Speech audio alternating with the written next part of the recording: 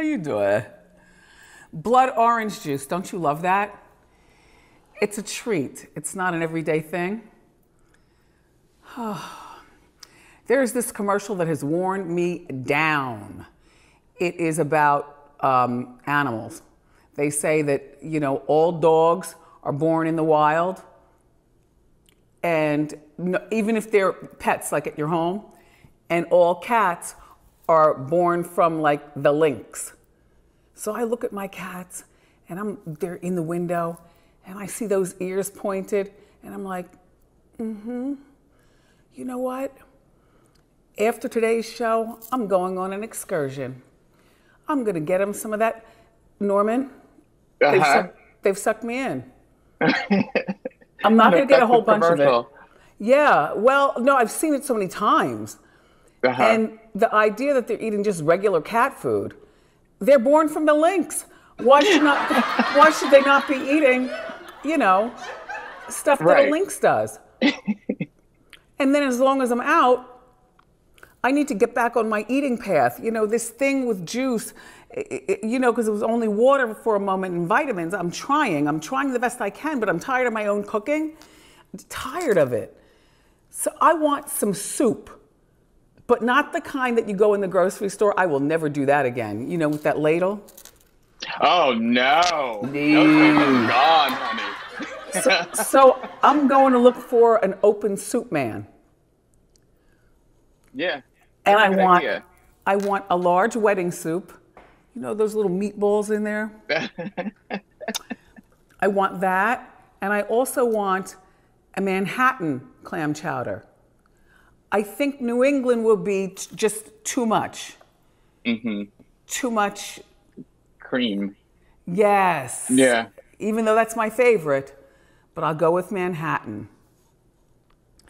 Anyway, so good news for Mary-Kate Olsen. She's getting a divorce. Normally we don't cheer for something like that, but she had been dating this older man.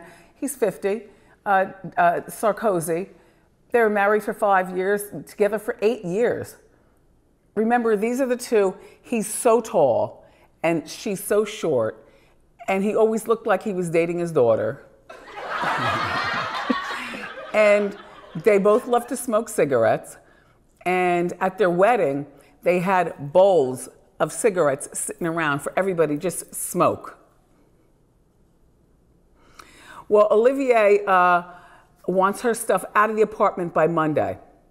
Monday!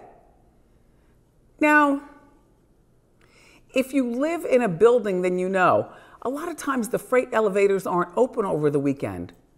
Even if you're an Olsen twin worth over $250 million, they're not gonna make an exception. She claims that she was just told about this, that he just let the lease run out. So in effect, I guess Mary-Kate would be homeless? Wah, wah, wah. How old is she now? Mary-Kate and Ashley are 33. 33. Geez, they've lived a lot. Well, she says she has an ironclad prenup and she wants that prenup enforced, with the exception of she needs her stuff out of the house. He's cruel though, just letting the lease run out. I wonder what went wrong with their relationship. I never heard about them fighting. I virtually forgot about them as a couple or individuals. So there's this project, right? And it's called No Kid Hungry. And they rejected Tekashi 6ix9ine's $200,000 that he wanted to give to the project. Well, you know, organizations are allowed to take money from who they would like to accept it from and reject money. But why would you do that now? You know, when people are donating money now, you know, your average person, they're giving $1, $5, no dollar. You know, celebrities, they give their money, allegedly, what they say. But here's the thing. Tekashi is now 24 years old. And I really don't know this man for anything other than a few songs now, because now that I know him, you know what I mean? How long have you known him, Norman? When he started getting in trouble a couple years ago. Yeah, yeah. But you realize he's been more famous than that. Like Right. all of his life, he's been doing this. Undergrounds and mixtapes and stuff like that. Yeah, this is his way of life.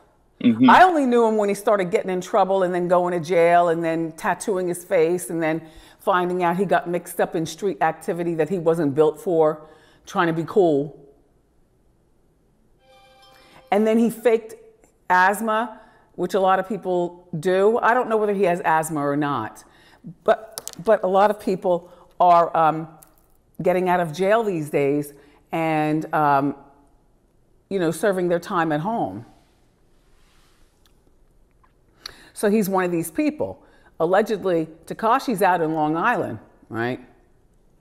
Well, I can say it now because there's a teenager in the neighborhood who posted it because Tekashi went outside to brag on his money. Look at this. Okay, what is the purpose of the shark? Is there a song called Shark Sharky? Like, is he that bored with his money? Here's what I picture for him. I picture for him that he will have to move once a month for the rest of his life because so many people want him dead. He put out one song the other day and made over $20 million off of one song. Oh, excuse me, $2 million. Well, still, what a haul. Right. Just sitting in the house, laying low. I still think that he's surrounding himself by the wrong people, though. Because anybody around him living in that house with him would say, stay away from the windows and doors. Don't go outside. You know, what are you doing? I don't know. You know, Tekashi might have turned over a new leaf and maybe wants to give a message to the kids. Don't do what I do. Don't go to jail. Don't tattoo your face. Go to school. Don't be a rapper. There are a lot of rappers who don't even like him, including Snoop and all them. They can't stand him. But he's making that dough. Anyway, there are other charities that do want to do business with Tekashi. And if I were him, I would link up with these other charities and I would give them the $200,000 and go on with your life. And good luck trying to disguise yourself moving around, you and your motley crew. In the meantime, Love and Hip Hop Atlanta, there's this person who used to be on it. I don't remember this person at all, but it's important that we talk about Maurice Fayne. Carly Red used to date him. Now, she doesn't have any kids by him, but apparently he does have some kids. And he went to the bank, I guess probably at the beginning of quarantine before the banks all closed down, and secured a nice little loan. And instead of using the money for his moving company, because that's what he said he does for a living, he used the money on jewelry, child support, and a new Rolls Royce. Look at this man. And what is he, almost 40? He is 37. Yeah. Lock him up. See, and that's part of the problem also, between donating to charity or the banks giving loans to wrong people. So now he's gonna have to pay this money back. So the authorities busted into his house with search warrants, and they found all kinds of Rolexes and diamonds, about $85,000 worth of stuff, including, after shaking down his jeans, $9,000 in his jeans alone.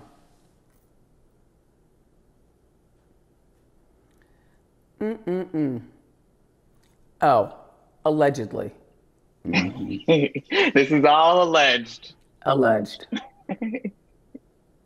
Adele impersonators are very, very upset, and I'll tell you why. Because they went out of their way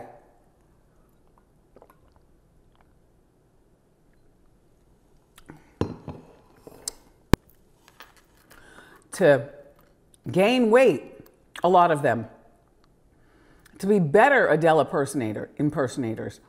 And now that Adele has lost the weight, they're like, we're out of work. What are we gonna do? Well, she lost 100 pounds. I mean, it could maybe make you wanna lose weight and keep up with Adele. Or, you know, like with Elvis, there's fat Elvis, there's skinny Elvis, there's in between, there's fat Luther, skinny Luther. You know, people understand. There's young Michael, there's old Michael. There's yes. Yeah. So don't worry, impersonators. Do you. Just make sure that the face reads Adele, and the hair, and the attitude, you know what I mean? So now it's time for the Hot Five. Hit it!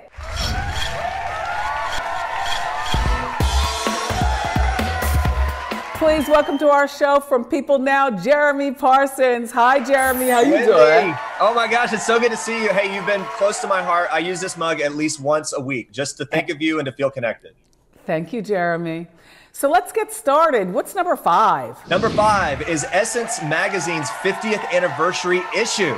Really big deal here. Obviously, Essence broke major barriers in 1970 when it was first published specifically for African-American women. Naomi Campbell is on this huge milestone cover. Here's the part that's kind of wild. Because of the pandemic, it all had to be done remotely. So you literally had Naomi Campbell doing her own makeup, her own hair, and she was her own photographer, basically. Love it. Yeah, the cover photo and some of the photos inside were done on her iPhone. There's an in-depth interview with her about the pandemic and how it's forced her to slow down and kind of think about life. All of that anticipating turning 50 next week. So a lot going on with her. And that 50th issue is also going to take a look at some of the stories that have really impacted the Black community specifically over the last 50 years, all the way up to now with coronavirus and how that's specifically affecting the community. So Essence's 50th anniversary issue on stands now. Okay, what's number 4, Jeremy? Number 4, I think you're going to love this one. Andre Leon Talley's memoir, The Chiffon Trenches. He's one of your good friends, right? Well, I haven't talked to Andre in a moment. Because, Okay. you know, I had to tell Andre about being left behind. Okay. You know what? I watched your last interview with him, and he's just fantastic. He's got 50 years of behind the scenes stories of the who's who of fashion. He did blast his old boss, Anna Wintour, as you know. That is what I'm talking about. Yeah. And I had to tell him, you know, Anna Wintour only cares about Anna Wintour. Andre, why would you think that she would hold on to you as a dear friend? She doesn't have any friends.